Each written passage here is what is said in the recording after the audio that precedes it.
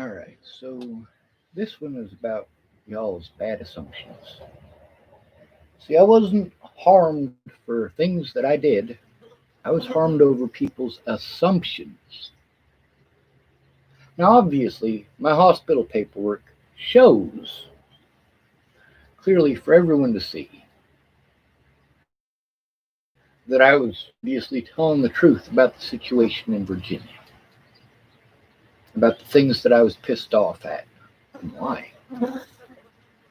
Like, first of all, it was boot rot, not diabetes. I could eat a whole loaf of bread and be fine. If I had diabetes, they'd kill me. Also, I explained to them that I hadn't smoked pot in 5 weeks, and what do they write down? Well, of course they write down pot. Every time they write down marijuana on someone's hospital record, they get fucking money. How stupid is that? Plus, it helps to add to a statistic that is obviously doctored, and since these are doctors that are doing it, well, makes you kind of wonder where the term doctored came from.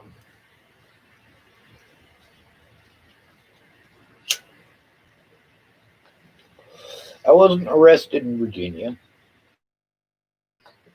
invited to Virginia, and all of the stuff that happened in person happened in Virginia. None of it happened in person in Colorado. Matter of fact, until Detective Erica told me that Natalie was missing from Colorado, I was looking for her in Colorado and Virginia as best as I could. Now, a lot of people might go, oh, well, that's just because you didn't want to get in trouble. No, it's because I wanted Natalie found. But I can understand how you would think that I did it just because I didn't want to get in trouble. Obviously, I knew that I didn't commit the crime. Obviously, I knew that somebody else committed the crime. Obviously, I didn't know who committed the crime. But it's pretty obvious I was willing to give my life to find out who did it.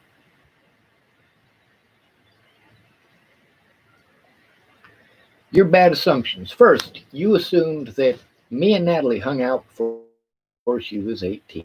We didn't. Not even once. We never did. Now, she remembered a time that I drew a tattoo on her shoulder of a dragon. And I do believe Cat Chang got paid for that. I don't know how much, but it was at Creek Fest. They hold it in Boulder every single year. More assumptions. Assumptions that I killed her. Obviously, that's not the case. A lot of y'all assumed that I did bad things to Natalie. Hell no. Fuck no. She did bad shit to me, and her friends did worse shit to me. See, all she had to do was tell one little lie, and lots of people harmed me. And she just wanted to hold on to that lie and hold on to that lie. A lot of people, like this feller, Rob Cavigan, who made his thing, a lot of the stuff that he spouts out repeatedly is, well, first of all, it's written by a woman, and obviously she's got a bias. Now, does she have a bias because she's a woman? It doesn't matter. It really doesn't. It doesn't matter why you're racist if you're racist. What matters is how you treat others because you're a racist.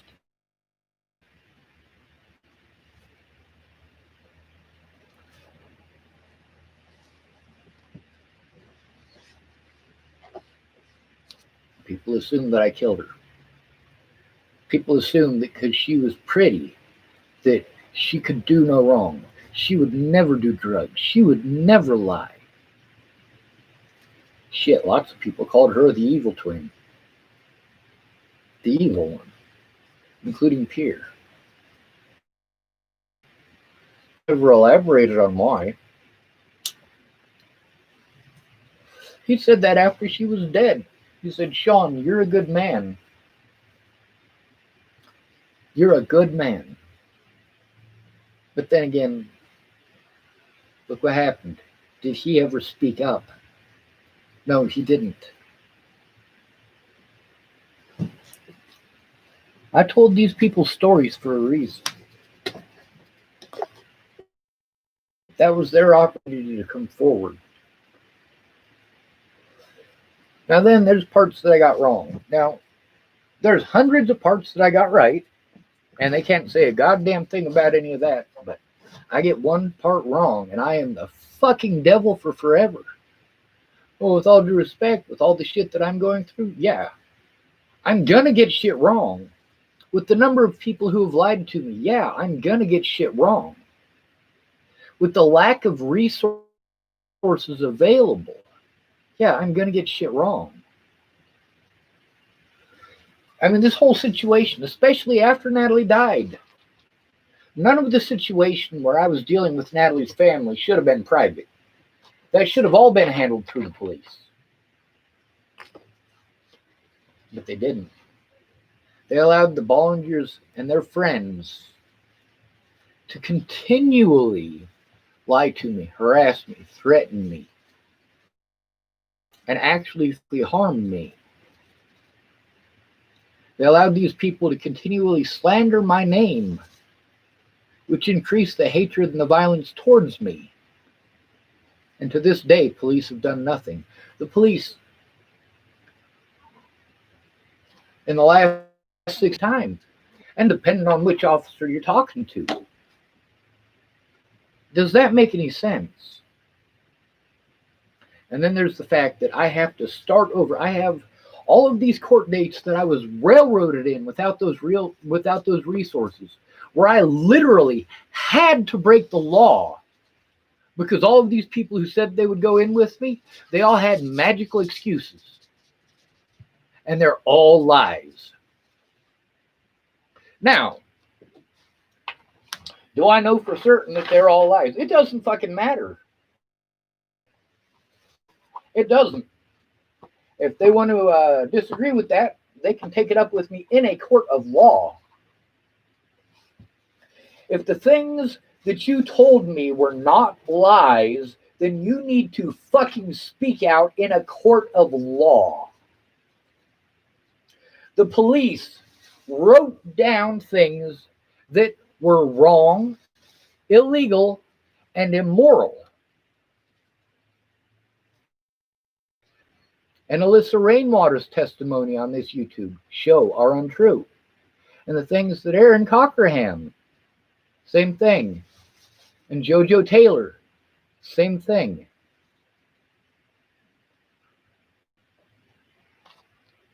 The problem is that being targeted by the public, especially in these groups and by these groups,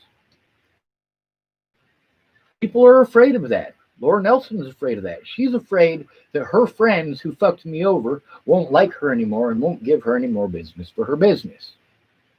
So for her, between telling the truth and making money is more important. There's no such thing as morality anymore.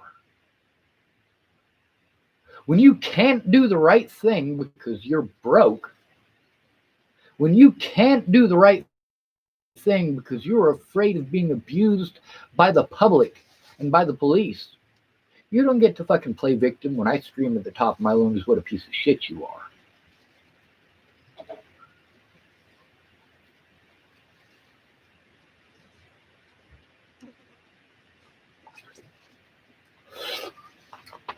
People assumed that I was stalking Natalie because she said so.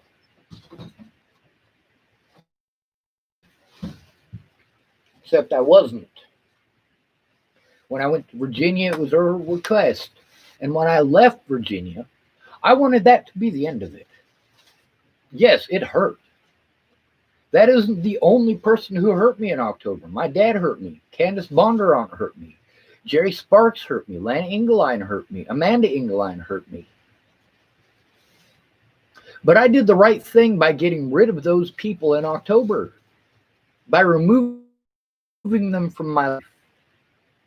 And if you notice, out of all of those people, Natalie is the only one who I made any effort at all to get back in contact with. Do you know why? Because nobody assaulted me over Jerry. Nobody assaulted me over Lana. Nobody assaulted me over Candace. And nobody assaulted me over my fucking dad. When I cut them off from my life in 2016, there was a reason for it. And allowing them back into my life just because Natalie was killed was a big fucking mistake. But look at my other options. Empty promises, empty promises. The day comes for you to keep your word and your daughter gets MRSA. Or your son gets his jaw broken. And it's write down that nobody wanted to help me. Really? Yeah. All right, I got to end this. One moment, I'm ending a live stream.